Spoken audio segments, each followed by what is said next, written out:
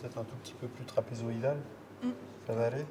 Des prix sur la liberté, des logos sur la liberté, il y en a eu des quantités assez phénoménales de réaliser. Donc là, il fallait trouver juste quelque chose d'un peu original. C'est là, je pense, qu'était toute la difficulté du trophée à réaliser.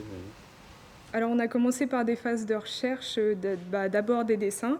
Ensuite, on a mis un peu tout en commun avec toutes les idées que chacun avait. C'est pour ça que c'est assez original, c'est parce qu'en fait, c'est pas une personne qui a réalisé ce trophée, c'est nous tous en fait qui avons mis tous nos petites idées et au final, c'est quelque chose qui nous représente tous et qui peut toucher tout le monde. On a cette idée d'arbre pour évoquer les cycles de la vie, la nature, la biodiversité. Cet arbre en métal et ce socle en bois, ils vont se fusionner aussi avec une partie plexiglas. Ces trois matériaux ont été choisis par les élèves pour évoquer aussi l'évolution des technologies, en fait, la main de l'homme qui va modifier tout ce qui est naturel en matériaux transformés. Donc l'arbre qui pouvait être naturel, il se retrouve en métal. Et le plexiglas rejoint l'arbre, en fait. Il joue un petit peu sur des trompe-l'œil, en fait, avec des côtés opaques et des côtés transparents. Là, on a passé la sableuse sur le plexi pour du coup avoir l'effet qu'on voulait. Ce qu'on fait avec nos mains, c'est magnifique. Souvent en sculpture, on va passer du dessin au modelage. Donc le modelage va nous servir finalement à concrétiser cet effet de 3D qu'on a déjà réalisé par quelques ombrages sur le dessin. Donc le modelage, on l'a réalisé sur une base en bois avec de la plastiline. Cette 3D va leur permettre, avec différents appareils de contrôle et compas, conformateurs de profil, d'être assez fidèles à l'ornement modelé. La phase suivante, ça a été la préparation, le débit et évidemment la sculpture.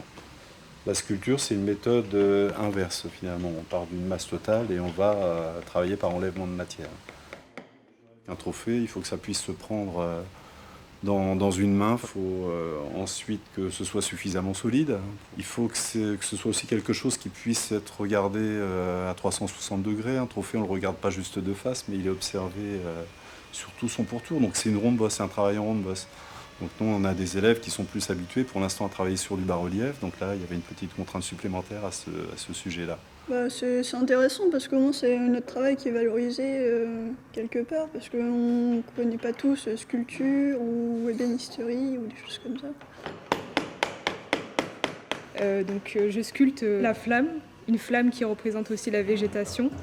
Donc l'espoir en fait, c'est très valorisant et ça fait plaisir de pouvoir aussi présenter ce qu'on fait au lycée Napoléon au monde entier au final. Donc c'est sculpté, donc on y intègre des bois de plaquage, des bois précieux dans les différentes parties. Donc ensuite, l'œuvre va être poncée sur ces parties planes. On a verni l'œuvre avec un vernis cellulosique. On a un travail de marqueterie, de sculpture et un travail de BMA avec cette forme, c'est avec cette pièce métallique. C'est toujours intéressant de travailler des projets très très concrets et pour eux c'est surtout une belle opportunité de montrer leur savoir-faire, leur travail.